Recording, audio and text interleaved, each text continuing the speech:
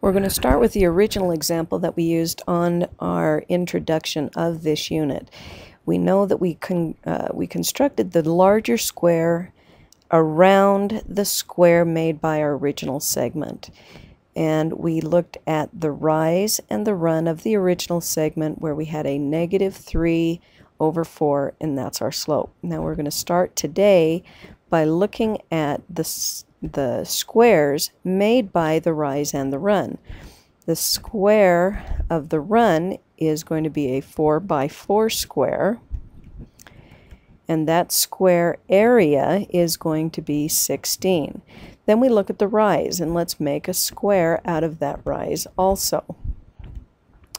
That square is going to be a 3x3 square with an area of 9 square units. Now, we have 9 square units of that square added to the 16 square units of this square, and we remember that our original square was 25 units, and we recognize that 9 plus 16 equals 25. Or if we square the rise and then we add it to the square of the run, then we get the total area of the square made by the hypotenuse. Now we remember originally in Lehigh when we were discussing the driving route went from Lehigh High School, traveled 4 blocks along 200 North, then turned and went 3 blocks up to 500 North. Those two were a total of 7 blocks, which was longer than the hypotenuse or the helicopter route or the shortcut. This shortcut was longer than either of the sides. Problem is, a lot of students get these mixed up, and the hypotenuse always has to be the longest side. That is a major part of this lesson. In this example, I'm going to look and try and find the length of this line segment here. This time I'm going to use the Pythagorean Theorem. And we know that the Pythagorean Theorem is a squared plus b squared equals c squared.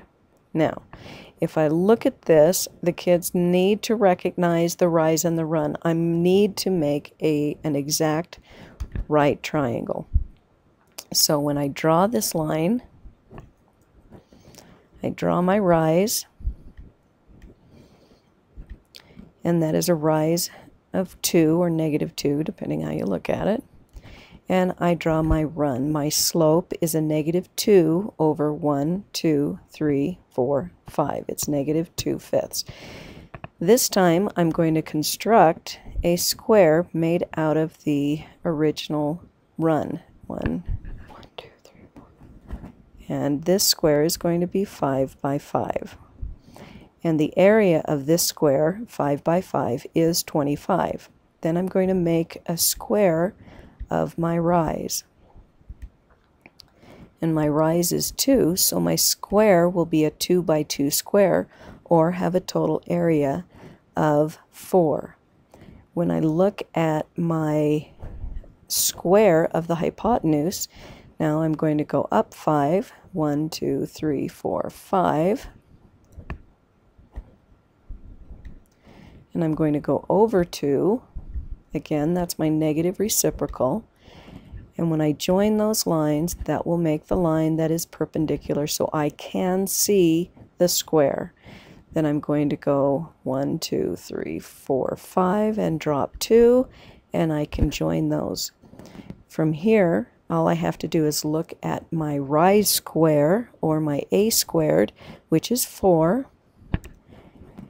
And my run square, which is 5 by 5, which is 25. So I have 4 plus 25 gives me the total area of my hypotenuse squared, which is 29.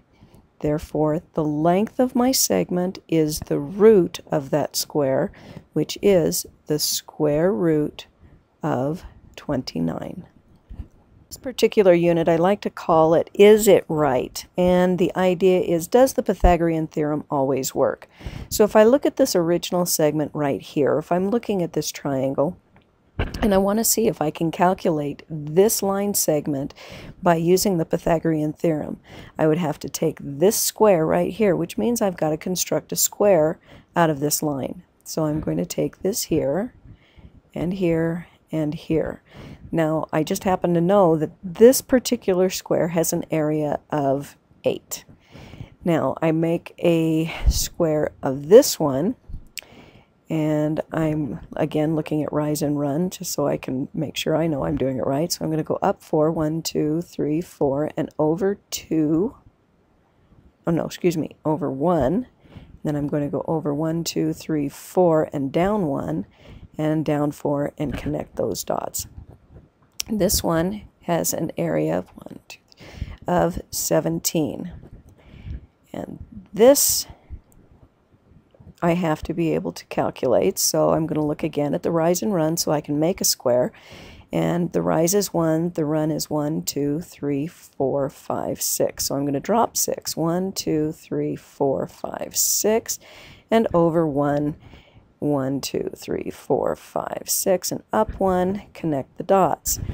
Now, the area of this square I know to be 37. In this case, the area 8 and 17 does not equal 37.